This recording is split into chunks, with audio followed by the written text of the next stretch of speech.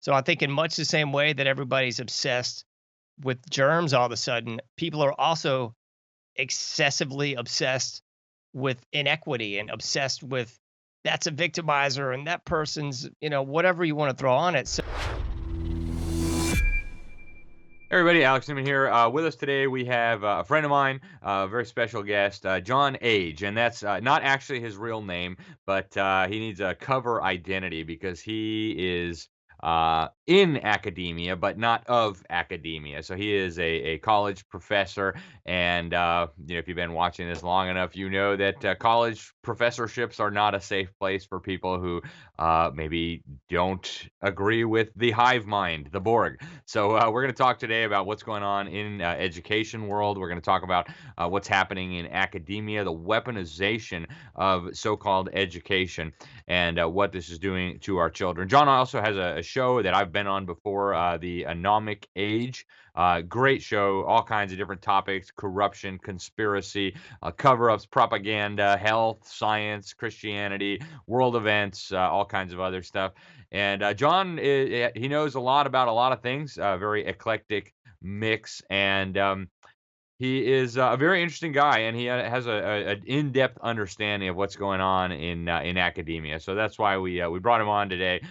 John, thank you very much for being with us, and tell us, what is it like to work in academia? Does it make you concerned for the future? oh, Alex, thank you again so much for having me on. It's a pleasure. And yeah, it gives me a great deal of concern because it's so dreadful out there. I heard someone else talking about this quite recently where it wasn't where I was, it was someone else in other academia cults, but they were basically saying that any one right of Mao basically has to meet sequestered in these sort of secret meetings off the books. And it kind of reminded me of the black robe regiments of the Revolutionary War era, or probably any other folks that were suffering through this sort of ordeal in various communist regimes, and it's pretty horrible. Yeah, it is, and one of the things that we talked about before going on the air was the parallels that you found between the way kind of interrogators in the military and law enforcement try to kind of break people down, and what's going on in this cult of academia. Talk a little bit about those parallels. What is happening to the children, and what relationship resemblance does it have with what interrogators do?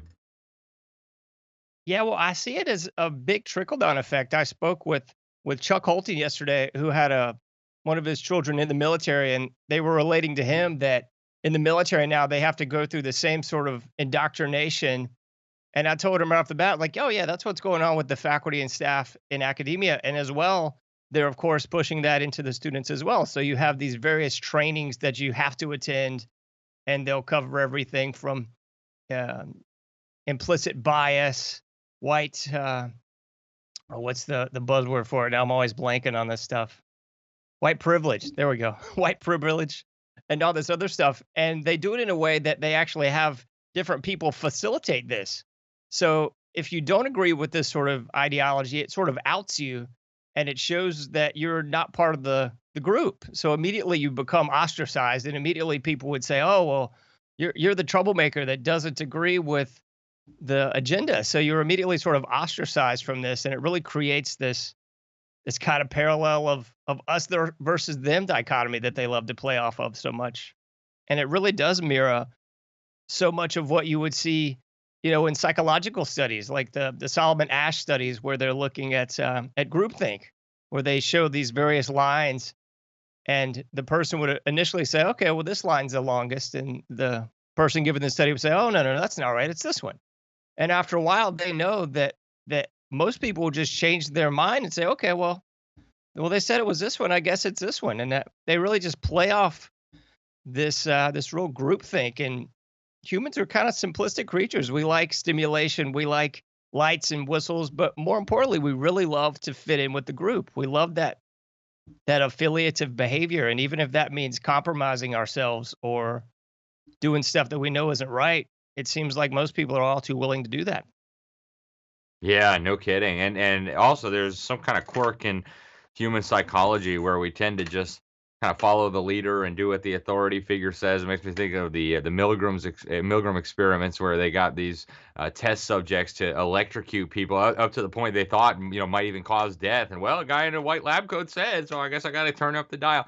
I mean, it's just crazy. And so, what kind of effects do you see on students? I mean, presumably you get some students who come into college and they're normal. Maybe they're raised in a Christian home, might have even been homeschooled. Maybe they got a good education. How long does it take to break these kids down? Are there kids who slip through the cracks? And is that just the kids that don't pay attention and kind of goof off, or what does it look like?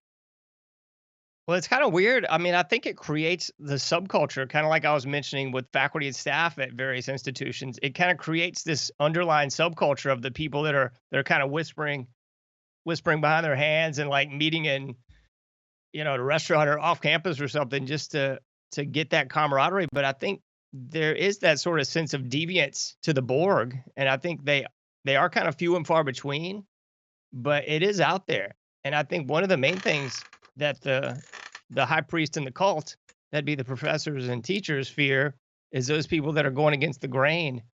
And one of the other big demographics is folks that are returning military veterans.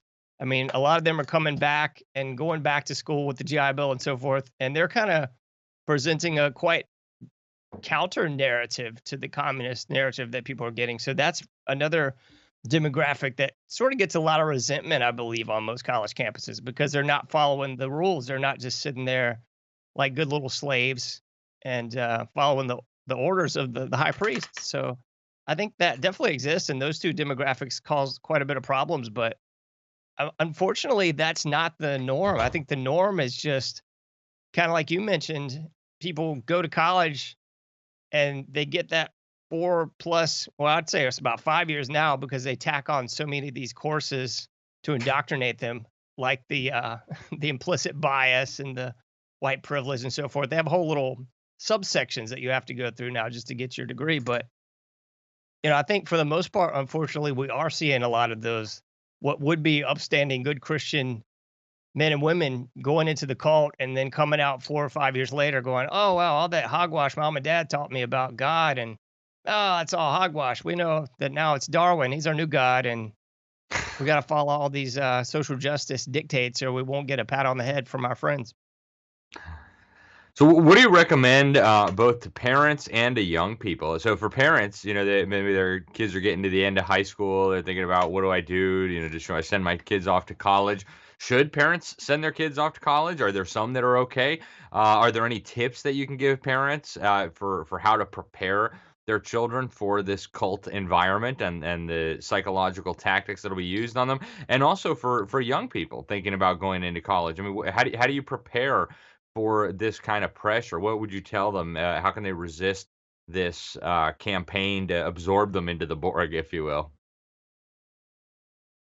Well, I'd say, you'd probably agree that I think the element would be getting them out of the cult in the K through 12. Because, I mean, on my show, I discuss this a lot, and I say K through 12 indoctrination, college, university weaponization. And I think that's kind of the key element is they get them K through 12 to learn to basically hate themselves, hate anything America, Americana, God, anything of that ilk. That's got to be done away with so they can fully weaponize them at college and university. So I would definitely recommend.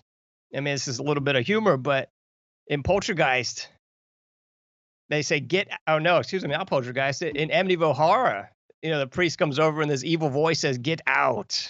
And I think that's what people need to do. They got to get out of the cult. So I would say never even put your kids in that K through 12 indoctrination. Definitely homeschool them or private Christian school them, whatever, some sort of mix of that, whatever works best for you, but definitely get them out of that indoctrination. And I'd say when it comes time to go to university, I would encourage them to really think that through because that's a huge investment and it's not something that you should take as let's just fool around for 4 years and figure it out. I mean, that's a over $100,000 minimum investment. You're talking about fooling around. So I would encourage them to definitely think that through. Think about entrepreneurship, which is something that they never want you to talk about within the cult because then you're not going to be a wage slave later. But think about entrepreneurship. Think about what you want to do and if that degree is necessary or if it's something that you could internship with or just glean a better understanding by working with. I would say that, and if you have to, I would absolutely encourage people to try to research where they're going to go and research perhaps there's a Christian university. Or now, I think the biggest thing that's going to upset the apple cart of the cult is online learning. Now people are understanding I don't have to go wherever and learn this. I could learn this from the home, and I could also be working. I could also be internshipping. I could also be, gleaning all those things that you're not going to get if you're sequestered at university X, Y, or Z. So I would definitely encourage everyone to do that.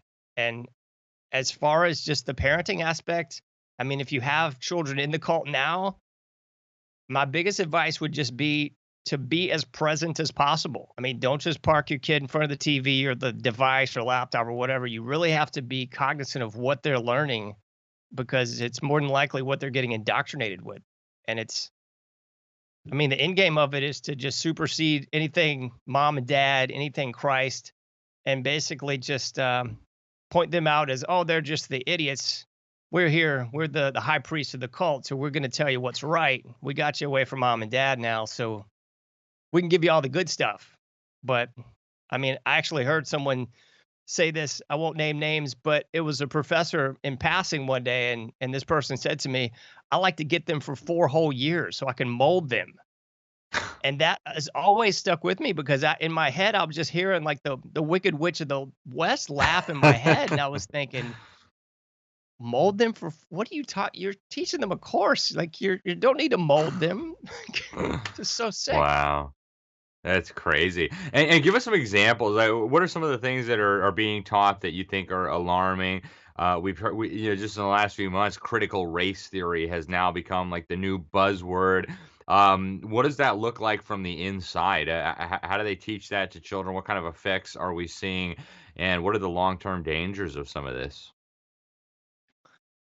I mean, I think what so much of this boils down to is just making people hate each other and hate Mhm. themselves. I think they like to create the divide. I mean, that old divide and conquer adage holds true because it keeps working. And I think if they can play groups off against each other and they really like to, in the name of being equal, point out all the inequities and point out, oh, well, this person's different and that person's different. And they're just really creating this chasm of divide. And it works perfectly because you get people, oh, well, that person's gay and this person's straight and this person's black and white. And you can just keep on going down the list until you find something that you can divide everyone on. And I think that's their biggest goal and sort of the underlying theme of all the critical theory, all that Frankfurt School indoctrination that they peddle. It's just to divide and conquer because they don't want a united populace, under God, one nation under God. They don't want that. They want many nations under whatever the cult says, whatever the new buzzword is of today, whether it's critical theory, whether it's intersectionality. That was one of the ones I heard recently. Implicit bias, white privilege. I mean, they just keep sort of peddling these various buzzwords until they find one that fits whatever groove you happen to be in. And then you can claim, oh, yes, I'm a victim because of. And then you can immediately, if you're a victim, then you've got to find the victimizer. So then you've always got that contra. You've always got those two sort of binary oppositions there. And they just keep playing on that again and again. And what's the purpose of this, John? Where is all of this leading? Because I think there's a tendency among conservatives to just look at this and say, "Oh, it's so ridiculous. I can't believe how stupid." But there are going to be real problems down the line as a result of this. What is it going to look like as succeeding generations of our young people are indoctrinated to see the world in this way, to hate each other, like you pointed out, all this division. Where does this lead? Well, it's kind of bizarre. I was thinking about it sort of as it pertained to COVID because with the COVID scam, they've kind of created hypochondriacs out of everybody. You've got everybody wearing masks and staying apart and washing their hands obsessively and spraying stuff. I mean, they've created this sort of heightened sense of awareness of all things germ and virus all of a sudden, as if they just suddenly appeared over a year ago. And I think they've done the same thing by pushing all this critical theory and all this sort of indoctrination on everyone. They've sort of created this heightened sense of victimhood. So I think in much the same way that everybody's obsessed with germs all of a sudden, people are also excessively obsessed with inequity and obsessed with that's a victimizer and that person's, whatever you want to throw on it. So it really destroys the fabric from the inside out. I mean, kind of looking at that Antonio Gramsci long march through academia sort of mentality, and it's eroding the fabric from the inside out because it creates people that are sort of afraid to talk to each other and afraid to say something that might offend somebody. I mean, if you're talking to somebody, so much of this is kind of predicated on, okay, I can't offend them. I better say that they're a cisgendered, what have you, and I better say African American and not black, and I better say person of color, and it just creates this bizarre framework that people have to navigate through rather than just talking to people. It's kind of like the COVID thing. Like rather than giving somebody a hug and a handshake, now you've got to navigate this. Is it okay to hug you? Can I give you a handshake? It just creates this sort of self corrosive society, and it really does destroy it from within because it does all this stuff and just erodes what makes people people, what makes people, culture. I mean, one of those elements that always unifies people is the ability to eat together and communicate one on one and sort of hash things out with each other. And by destroying it from within, it takes that away. So it creates the nanny state. The nanny state's going to tell you what to do. They're going to tell you what to think. And rather than people navigating this together, they're being told what to do by the Borg. And how pervasive is this now, John? We hear occasionally a story about someone being asked what their pronouns are, and again, it's like, okay, how fringe, how idiotic. But I get the sense that this really has become ubiquitous on college campuses. Is that your experience? Is this now the norm where people say, "Hey, I'm Charlie, and my preferred pronouns are Z and tree"? I mean, is that normal now? You nailed it. Absolutely right. Yeah, that's kind of the norm. I mean, I get emails all the time with preferred pronouns next to the name and stuff, and it's the From same professors thing. also? Um, I haven't gotten any from professors specifically, but it's more faculty on campus. I think I have occasionally, but not as much. It's usually just sort of these blanket emails from department so and so and person so and Wow. so. So, but Yeah. yeah, I think it's becoming more pervasive within the students too. It's kind of like the tail wagging the dog. Like they're seeing the adults, quote unquote, the priest class do it. So thus the subordinates better follow suit. Okay, well, Professor X said his pronoun was he and she and it, so I better follow suit and say my pronoun and so forth. I mean, it's that same sort of kind of like cool kids at the lunch table where whatever the cool kids do, all the subjugated people in the class are going to try to follow suit and wear the cool shoes and act the same way, and they think they're gonna get, that virtue signal, that little pat on the head from all these people, when in fact they're really just increasing the subjugation, increasing the divide. Do you have any hope that this can be turned around absent some sort of dramatic change, or are we just heading full speed over the cliff and we're going over it? It's too late. Can we pull the emergency brake, or are we too far gone? Oh, man. I mean, honestly, my gut answer is I think we're kinda too far gone. I've said this many times, I think barring some absolute God intervention, we're headed for some really dark times. I mean, I see it kind of panning out as either full scale civil war, which is not going to look good because I think most Americans have that sort of we're Rambo mentality when in fact they're kind of more like Homer Simpson. So I don't know how that's going to play out, but I think it's going to be, and that's what I hope for is some serious Jesus Christ intervention to sort of stop this.